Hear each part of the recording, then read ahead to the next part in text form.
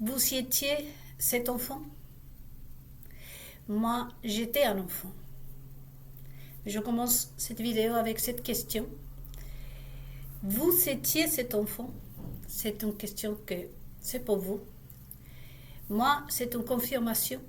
J'étais un enfant. À méditer. Bonjour à tous et à toutes, j'espère que vous allez bien. Me revoilà de retour, comme d'habitude. Je vous reçois de vous. Et puis, avec ma coupe pleine, hein, comme le dit le psaume 23, ainsi que le psaume 1.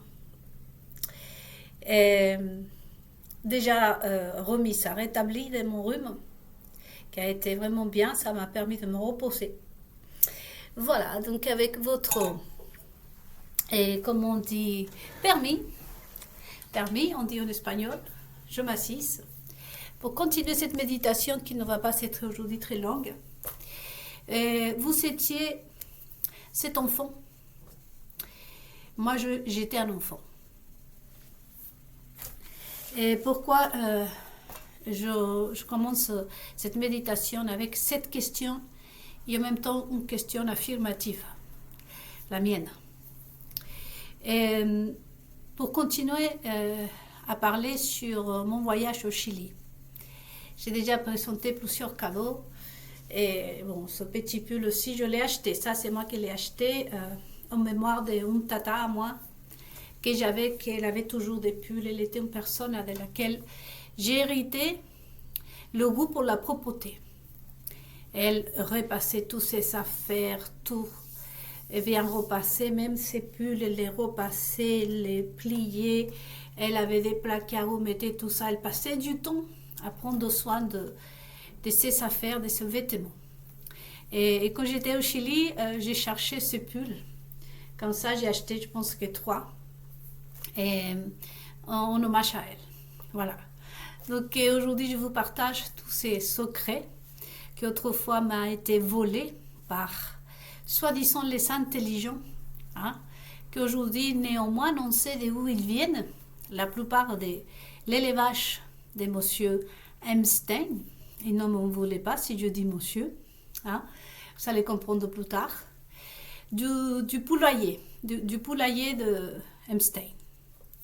Voilà, donc, en parlant de mon voyage au Chili et des écoles fermées, je pensais que c'était toute une comment, parler de trop. Je me disais, c'est un commérage, c'est juste que les gens sont énervés, notamment en France. Et quand on parlait d'une baisse de la natalité. Mais au Chili, j'ai passé par des écoles et j'ai retrouvé mon école à moi aussi. Et plein de choses à vous raconter, à vous partager, les amis. Mais en effet, il n'y a plus d'enfants au Chili. C'est pas qu'il n'y en a plus. Je veux dire que les Chiliennes sont en train de faire, je pourrais dire une révolution, parce que ça c'est une révolution, qu'aujourd'hui on ne peut pas dire que ce soit une révolution. Des écoles fermées. Et moi j'ai présencié et j'ai enregistré ça. Tout simplement parce qu'il n'y a pas d'enfants. Et c'est pour ça, cette méditation, je la commence en vous étiez un enfant. Et je le dis puisque ma vie m'a été volée.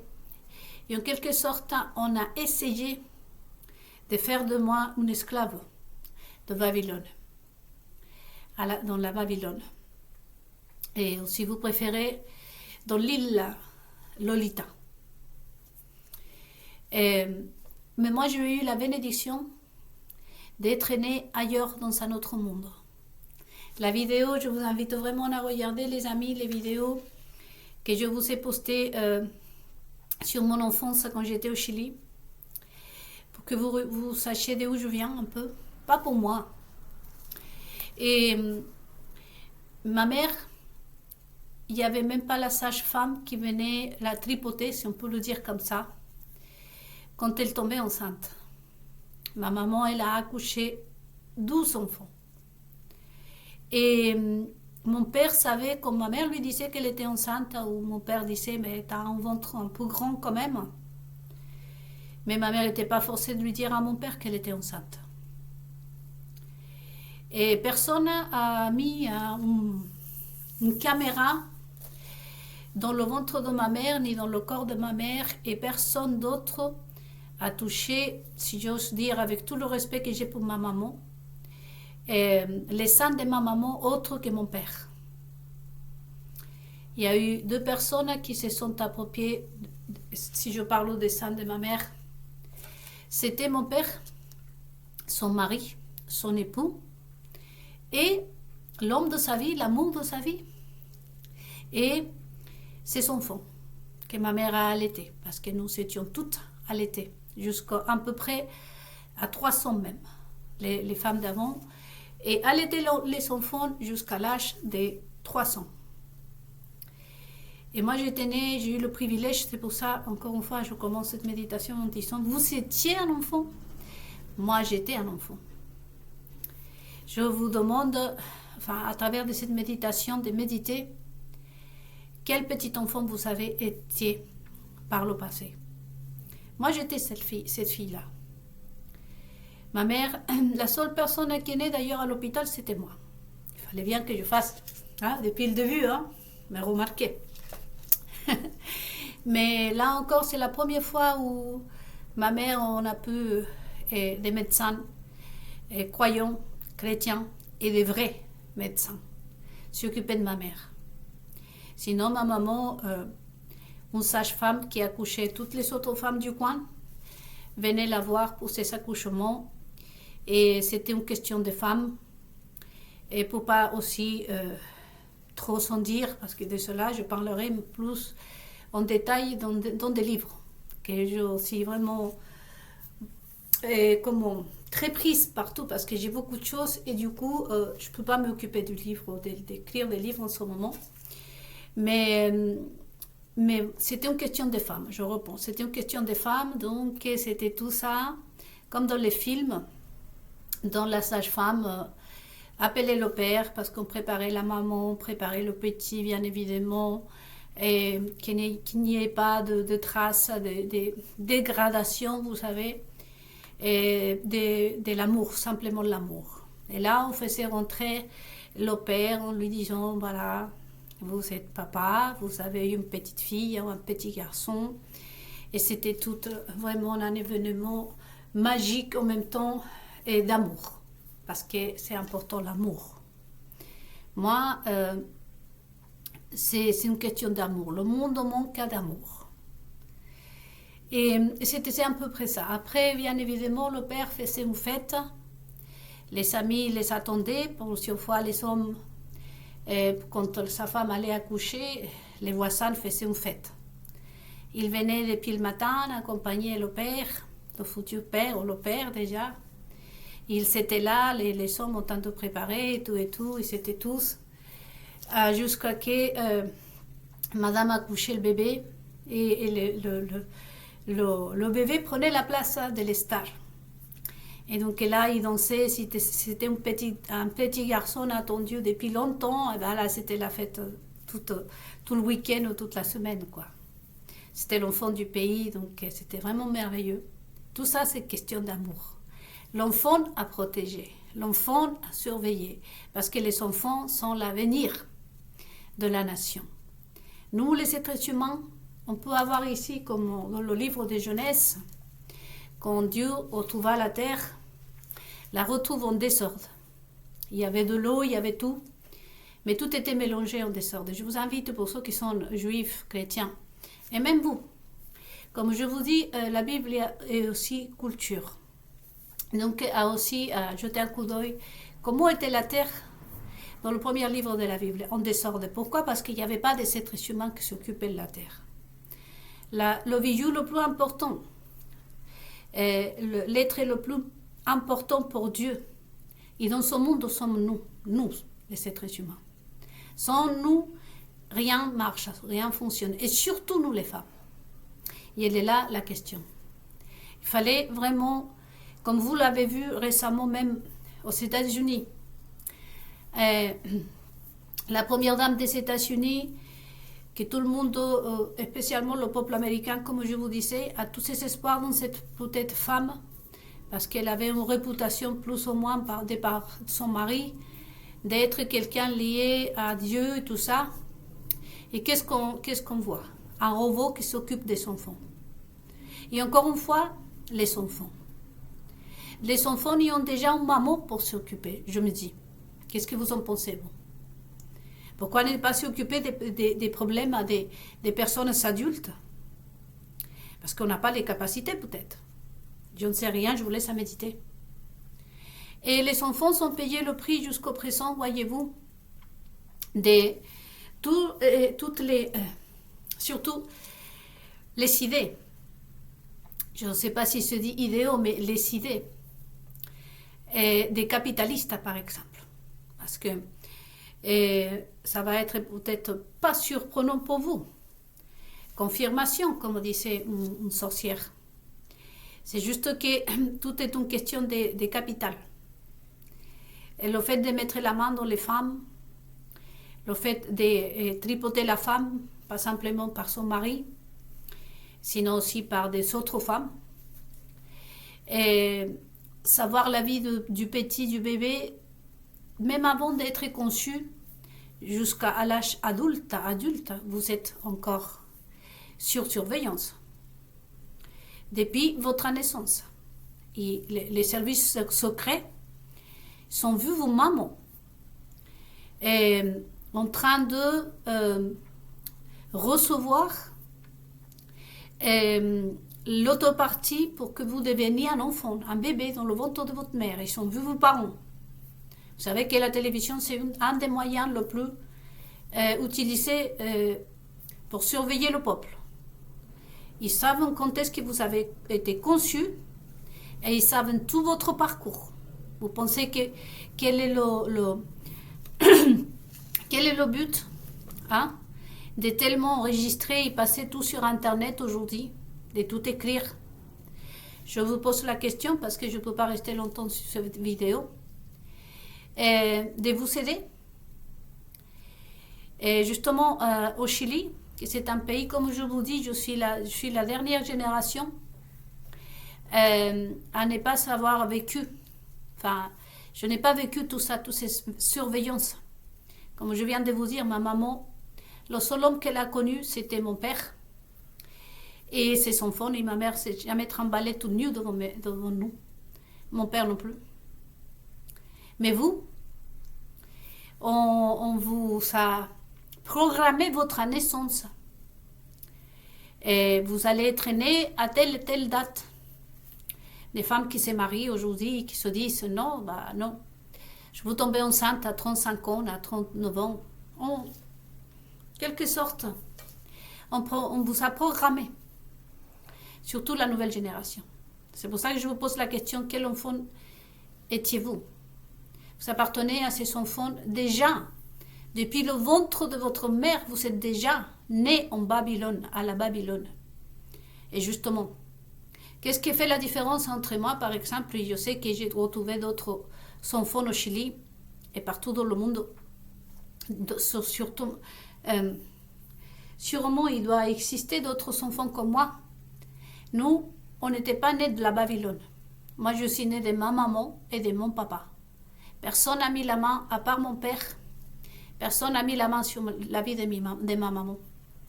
Mon père, c'est quelqu'un qui avait ses propres business de toute façon.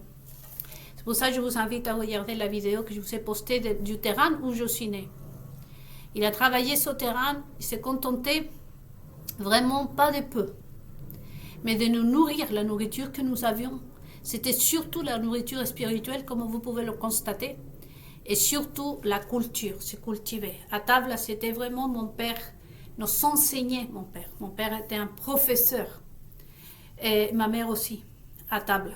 À table, on ne s'asseyait pas parce que nous avions beaucoup de respect pour la nourriture.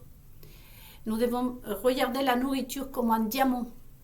Et on ne peut pas sortir de sa bouche n'importe quoi pour mettre sur ce pain spirituel.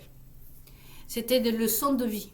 Comme je vous disais dans la méditation précédente, les grands-mères N'était pas en train de raconter que je suis divorcée des papis, de l'autre papy. Je ne sais pas, les enfants aujourd'hui se retrouvent comme avec cinq papis. La grand-mère habillée de façon sexy, en train de donner des mauvais exemples. C'est pas pour rien que les enfants aujourd'hui, bon, c'est vraiment comment ils cherchent ailleurs ce qu'ils devraient trouver à la maison, comme disait par le passé les hommes infidèles. Les hommes infidèles au Chili disaient, avec cette phrase, ils disaient non, les hommes vont trouver ailleurs ce qu'ils ne trouvent pas chez eux. Les enfants aujourd'hui, ils vont retrouver ailleurs ce qu'ils ne retrouvent pas chez eux. La maman, l'autorité de la mère. Et quand je parle de l'autorité, c'est vraiment que la maman elle sait donner un conseil à son fils, à son être aimé, son père, les grands-mères, les tatas, et tout ce que nous pouvons transmettre, toutes les sagesses que nous pouvons transmettre à travers de ce que nous sommes, de nos actions, de nos choix personnels, que ce soit à travers de la coiffure, pardonnez-moi, de la coiffure, de nos maquillages, de la façon de parler, de nous habiller et tant d'autres choses. Voyez, comme je vous disais dans une méditation, toutes les canaux, toutes les manifestations à travers lesquelles la sagesse justement se faisait connaître, se manifester, ont été effacées. Les traditions, comme je vous disais, c'est un canon, c'est un moyen et à travers lequel la sagesse se manifeste. À travers la tata, le tonton, la maman, le frère, le grand frère, le petit frère, et la société, le boucher, le boulanger, le pâtissier, à travers de ce qu'est le chauffeur du bus, de la façon que tu reçois, à travers de tous les commerçants, etc. Tu veux être une infirmière, les enfants sont là, le repère des enfants. Et tout ça a été coupé déjà. Pourquoi? Parce que la plupart déjà des parents sont nés déjà dans la Babylone. Et vous êtes esclaves de la Babylone. Et je dis, vous, c'est pour ça que je pose la question. Quel enfant étiez-vous? Parce que moi, je ne suis pas née esclave de la Babylone. Voyez. Raison pour laquelle encore je reviens, pourquoi on m'imite, hein? Et parce que, bien évidemment, je suis un repère en quelque sorte pour les enfants. Et il fallait m'imiter pour pouvoir attirer des enfants à la Babylone. C'est vraiment comme dans le film de Pinocchio. Moi, je connais plutôt des films des enfants. Attirer la masse, voyez, pour le faire du mal aux enfants. Donc, dans cette première partie de cette méditation, que je reviendrai probablement ce soir, je vous invite vraiment à regarder toutes les autres méditations qui parlent justement de tout ça. La Babylone. Et des écoles au Chili, et c'est vraiment, je vois ce que faisait Einstein à l'île Lolita et l'élevage qu'il avait. Je me dis que finalement, vous savez, de toute façon, de la façon que Dieu va juger. Voyez, à la limite, ce monsieur était quelqu'un mauvais, et mauvais. Et certainement, la plupart des artistes viennent de là. Première dame, hein, des princesses, des gens. La plupart viennent de là. Il y en a quelques-unes à qui on accorde la gloire quand même. Et de toute façon, on sait que ces personnes sont mauvaises. Mais la femme aujourd'hui accouche à 2 fois. Elle accouche son bébé. Mais ensuite, après, les gouvernements prennent leur bébé, ils le font accoucher douloureusement. Pour ceux qui sont chrétiens, souvenez-vous les mots de Jésus-Christ, il a dit « Aïe de les femmes sont saintes, aïe de les personnes des enfants. » Cherchez dans la Bible. Donc, on accouche, elle s'accouche une 12e fois. Et moi aussi, en quelque sorte. Et accoucher d'un enfant qui sont tout simplement dit, elle ne va pas avoir des enfants, parce qu'aujourd'hui c'est ça en fait. Je ne suis pas née esclave de Babylone, et je ne suis pas esclave de Babylone, mais j'ai vécu les conséquences de la Babylone. Les réponses, comme je vous citais, Apocalypse 16, vient un peu parler de ce qu'est Apocalypse 18, qui parle de la Babylone. Des esclaves, des livres, vous vous souvenez tous ces mots? Moi, je suis libre. Je suis né libre. Je ne suis pas né esclave dans la Babylone. Maintenant, la question aujourd'hui, qu'est-ce que vous voulez continuer à faire? À être un esclave? Continuer à être esclave de Babylone? Regardez ce qu'ils sont proposés. Vous allez continuer à... Je ne sais pas qui a inventé les robots, si c'est monsieur Elon Musk. Dans le cas où c'est ça, Elon Musk. Allez-vous continuer derrière Elon Musk? Allez-vous continuer à célébrer, à assister à toutes ces manifestations où on présente le robot, le tout? Regardez que d'une part ils disent, et que c'est très très très bien, j'y reviendrai. Ils disent que les enfants sont interdits, et pardonnez-moi, parce que comme je n'ai pas encore fini avec le rhume, je crois. Ils disent que les enfants sont interdits de téléphones portables. Et j'ai remarqué qu'il y a une campagne, notamment au Chili, ici même en France. Et dis à ton enfant de lâcher le téléphone. Et quand vous allez dans un restaurant, aujourd'hui, il n'y a plus le serveur, la serveuse qui vient à table. Sinon, aujourd'hui, c'est un code. Tout le monde est forcé d'avoir son téléphone pour manger. Parce qu'il n'y a plus comment ça s'appelle, un menu, comme tout le monde, et toi, tu fais quoi? Non, aujourd'hui, avec son téléphone, on tente de scanner et voir, d'une part, on te dit qu'il ne faut pas, et de l'autre part, on t'incite à utiliser le téléphone. Ils se moquent de qui, en fait? Parce que de moi, non.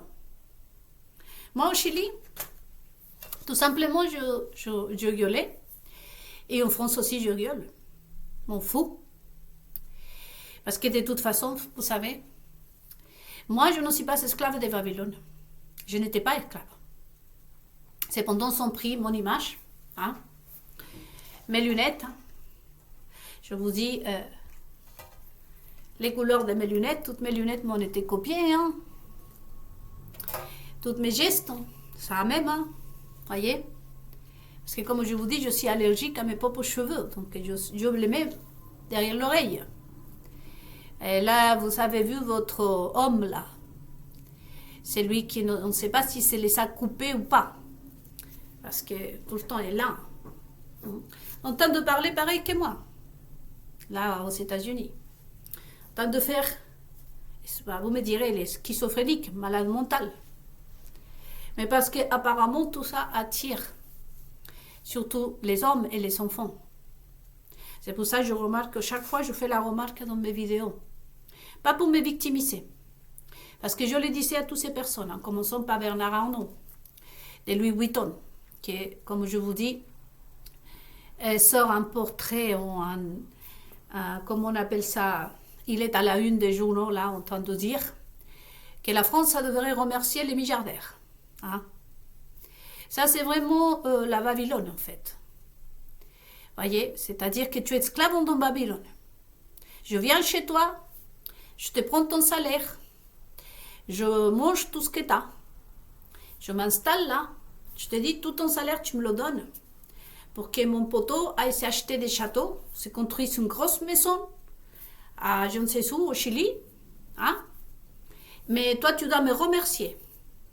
Ensuite, mon pote, avec ton argent, va se fabriquer des chaussures et toi, l'esclave, tu vas l'acheter, tu entends? Regardez ce qu'ils sont en train de faire ici avec le téléphone et avec les enfants. Comme je vous disais, moi, en France, on m'a envoyé, comme je vous disais, comme quoi je devais de contravention de voiture alors que je ne conduis pas, que je n'ai pas en voiture. Je n'ai pas mon permis en France. Allez réclamer ça, allez trouver quelqu'un, un agent du gouvernement pour qu'on puisse vous répondre, pour qu'on puisse expliquer. Non. Par contre, si vous voulez payer, si je dois payer cette fausse amende, mais je peux le faire par Internet, les sites, j'appelle... D'ailleurs, j'étais là, dans le lieu où j'habite. La personne, l'agent de sécurité de la porte m'a dit, non, ici on vous reçoit que si vous voulez payer. J'ai dit, mais écoutez, je n'ai pas de voiture, je ne conduis pas, monsieur. Elle m'a dit, pour les réclamations, c'est sur Internet, madame. Voyez bien l'esclave de la Babylone. Vous payez, même si c'est pas normal. Vous n'avez pas le droit. Et d'ailleurs, en passant, les amis, on disait que Pinochet était un dictateur. Là, on dit que les enfants, voyez-vous, sont libres. C'est pour protéger l'enfant. Là, aujourd'hui, on peut faire un compte rendu et on peut se dire tout le monde, comme tristement l'ont fait les Chiliens. On a protégé nos enfants? Non. On nous a volé nos enfants. Tu voles l'enfant de Chilien pour le monter contre sa mère, pour qu'il soit maudit. Bibliquement, pour si vous ne le savez pas, la Bible conseille de respecter ses parents, de bénir ses parents. Et ceux qui font, par exemple, partout dans le monde, il n'y a pas que le Chili, c'est monter l'enfant contre la mère, pour que la famille soit maudite. Parce que le conseil de Dieu, c'est d'honorer ton père et ta mère, pour que ta vie, pour que tu aies le bien dans ta vie, pour que tu aies toutes les bénédictions, pour que vous débordez, pour que votre couple soit pleine. Ça commence dans l'enfance. Toute la Bible conseille que l'enfance, déjà le couple, mais surtout la préservation du ventre de la mère quand l'enfant est dedans, c'est là que tout commence. Ensuite, toute l'enfance, toute l'adolescence. Pour que quand tu arrives à 25 ans, à la majorité de ton âge, parce qu'à 25 ans, on devient majeur, à ce moment-là, ta vie soit agréable. Et si vous remarquez qu'est-ce qu'ils font, c'est maudit. On t'embête toute la vie. Les enfants vivent divorce, lesbianisme, homosexualisme. Aujourd'hui, c'est le wokisme, la grand-mère, le grand-père, la violence, les guerres. Et quand tu arrives à sa majorité d'âge, ils sont déjà complètement dépassés par les douleurs, par les inquiétudes, par l'angoisse. Imaginez-vous qu'au Chili, aujourd'hui, il y a ça. Je vais faire des études. Et ensuite, les enfants arrêtent. Ils disent non, c'est pas ce que je voulais. Et ils recommencent. Ils passent leur vie comme ça. Rien ne calme leur angoisse. J'étais en train de voir un reportage ici sur Internet. Le fentanyl aux États-Unis. Et une drogue. Qui diablo l'avons? Ne me dites pas que c'est nous, le peuple. Vous savez que j'étais forcée d'aller dans l'avion, je ne voulais pas manger. Parce que je déteste les toilettes des avions. Là, tout le monde, c'est déjà, il n'y a pas le coin femme-homme. Et je vous dis que nous, les femmes, on s'assise. On est forcés de s'asseoir pour aller faire pipi. Je vais être très claire. Alors que vous, les hommes, vous faites debout. Et l'avion, il bouge. Et après, nous, les femmes, on va derrière s'asseoir. J'évite de faire vraiment... d'aller dans les toilettes. Mais si vous ne mangez pas dans l'avion, parce que la plupart aussi, il faut savoir que dans l'avion, il y a les hôtesses de l'air. Aujourd'hui, il y a des garçons qui sont aussi des agents de la police, des agents de douane. Donc, on vous observe. Si vous ne mangez pas, c'est parce que probablement vous transportez la drogue dans l'estomac. Et moins encore si vous n'allez pas aux toilettes. Moi, j'étais forcée à manger.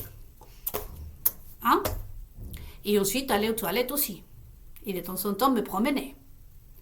Mais même comme ça, en descendant de l'avion, vous savez, la douane, un policier m'arrête pour me dire si je ne transportais pas la drogue. Déjà, même si j'aurais transporté la drogue. Vous pensez que je pourrais vendre de la drogue à tout le quartier ici? Qui transporte de la drogue? Qui? C'est juste qu'on nous a piqué le marché. Mais vous savez très bien qui achète de la drogue. Et qui sont les drogués dans le monde? La jeunesse. C'est rare le vieux. De notre âge que vous voyez complètement, comme vous dites les Français, j'adore, pardonnez-moi le mot parce que je sais que c'est mieux pour vous les Français, que vous le voyez complètement défoncé comme vous dites. C'est votre mot, mais moi j'adore comme vous parlez. C'est rare que vous voyez un homme mûr, déjà complètement drogué. Généralement, ces personnes sont rares. La jeunesse.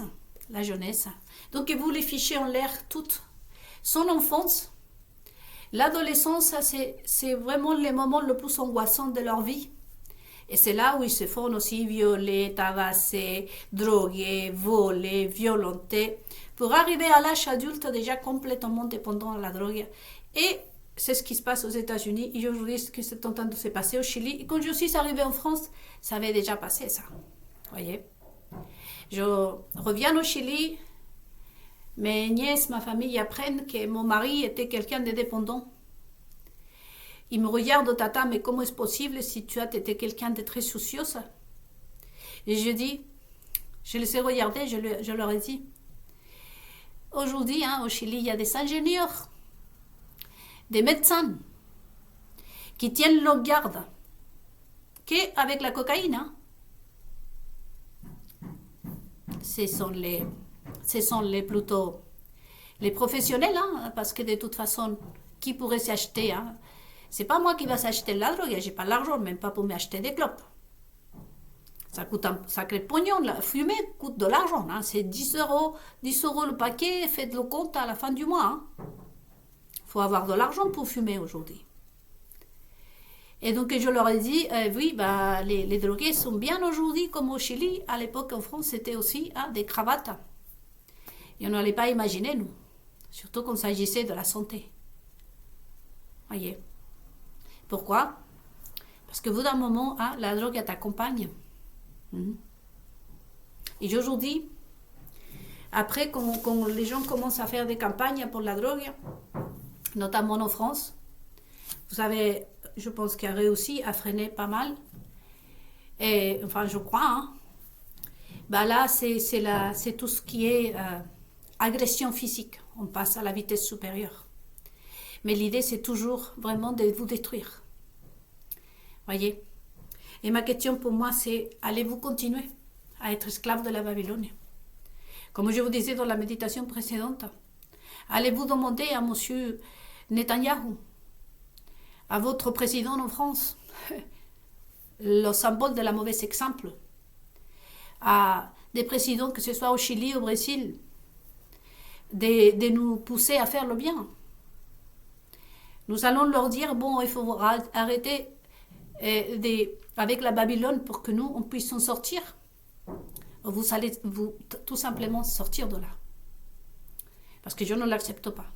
Je suis là justement parce que je n'accepte pas d'être esclave de la Babylone. Je ne l'étais pas. Et j'aime bien parce que je sais qu'ici, ils sont en train de me regarder. Je vous le dis, vous êtes esclave de la Babylone. Mais moi, je ne suis pas née esclave de la Babylone. Moi, la seule personne qui a vu mes fesses, c'était ma mère qui m'a changé la couche.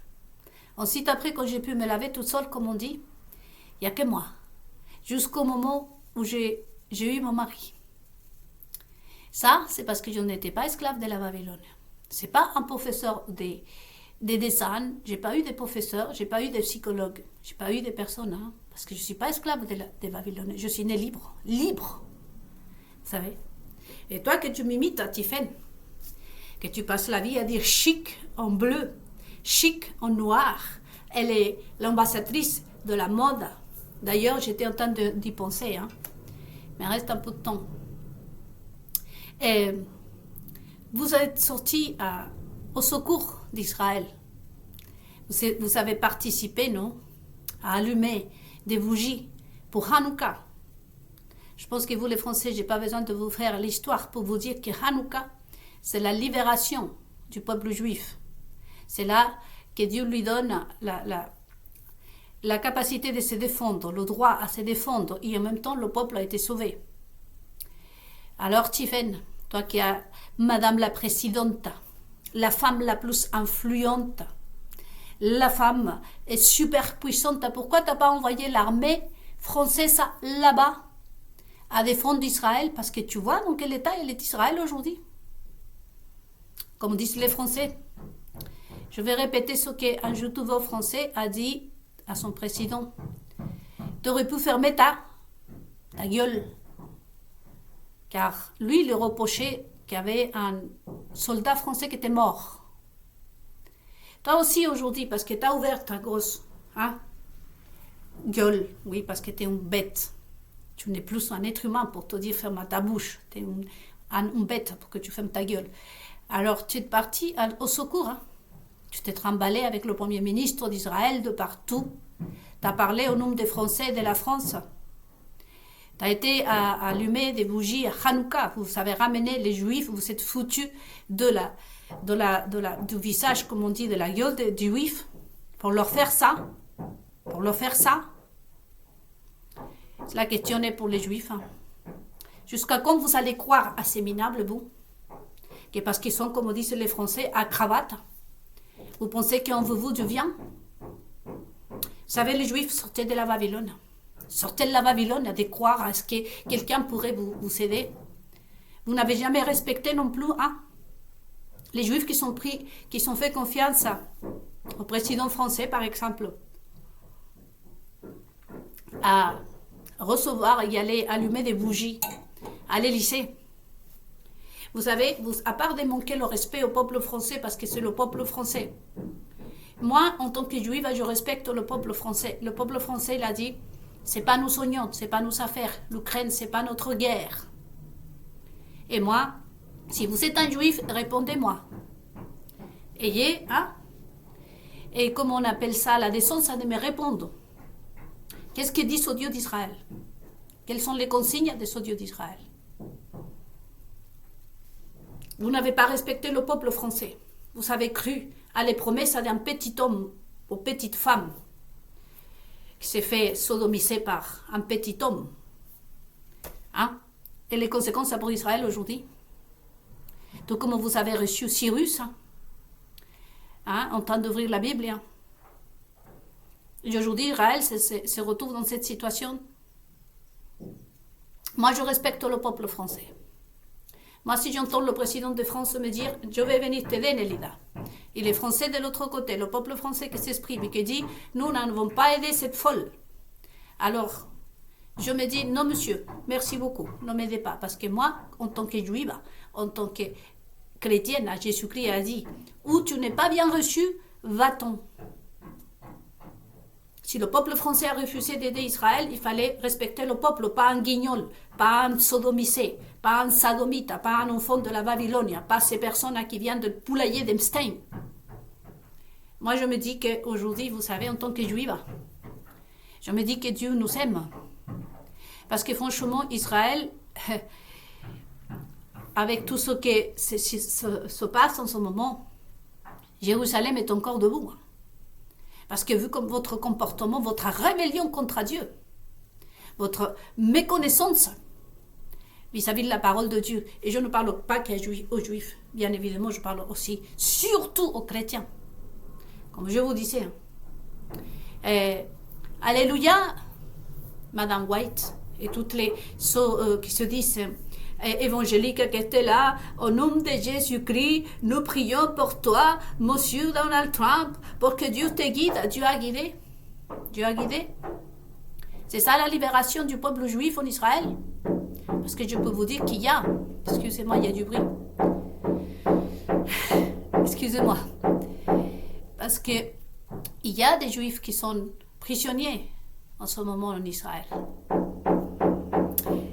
Donc la bénédiction, je termine avec ce bruit. La bénédiction aujourd'hui, entre autres, pour la première dame, hein, on l'a vu, hein, main dans la main avec sa meilleure copine, ou plutôt je vais dire le meilleur copain ou copine, parce qu'on ne sait pas, hermaphrodite, on ne sait pas. Vous pensez que ça c'est acceptable pour la Bible? Et ensuite, hein, aller faire la guerre.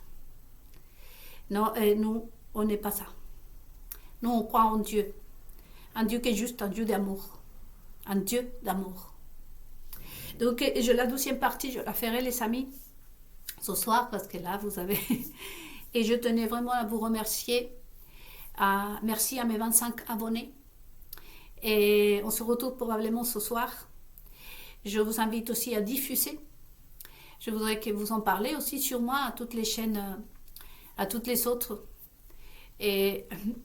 partager mes informations, c'est très important. Donc, pour terminer, aussi, je vous dis, tu peux continuer à m'imiter, Tiffany.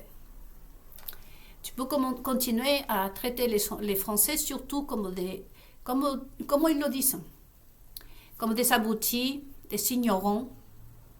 Tu vois, tu peux te présenter, tu peux m'imiter, tu peux faire plein de choses. Ça passe comme une lettre à la porte, à la poste, puisque les Français, pour toi, sont tellement abrutis, les Français te l'ont dit eux-mêmes, qu'ils ne méritent pas que tu les respectes. Mais tant mieux.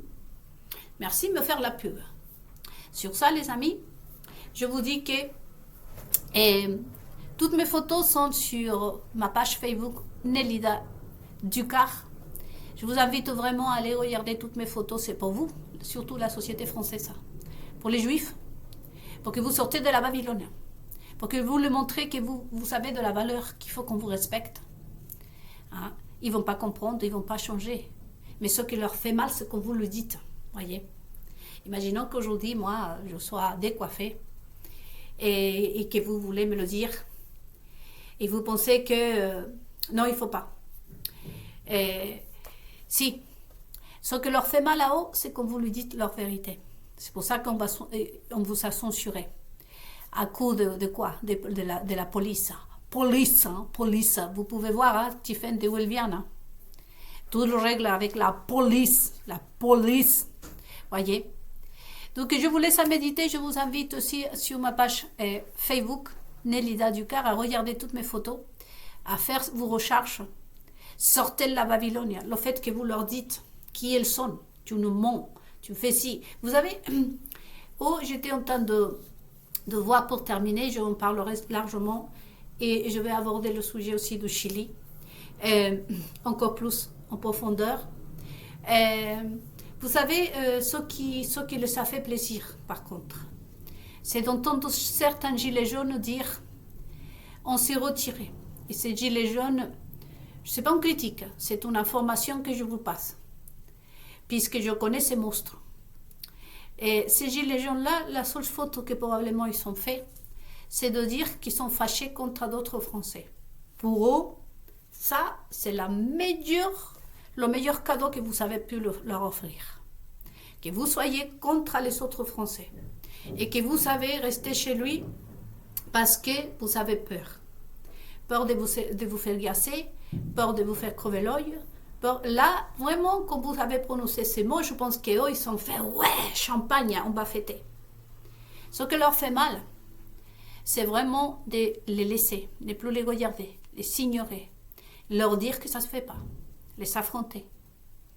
Je ne demande pas aux gilets jaunes, bien évidemment, d'y aller, hein, mais nous, on sait, c'est plutôt que ça ne sert à rien. Là, ils ont montré à quel point ils méprisent ce peuple, à quel point ils saillissent la France, qui ne sont pas français déjà. Ils ne peuvent pas être français parce qu'un Français donnerait tout pour son pays. Là, on voit plein d'injustices, les amis. Et tout ça, c'est je suis au niveau biblique. On va revenir, je vous invite à jeter un coup d'œil sur Apocalypse 16, parce qu'on va parler sur ça dans la 12e partie. À tout à l'heure ou peut-être à demain.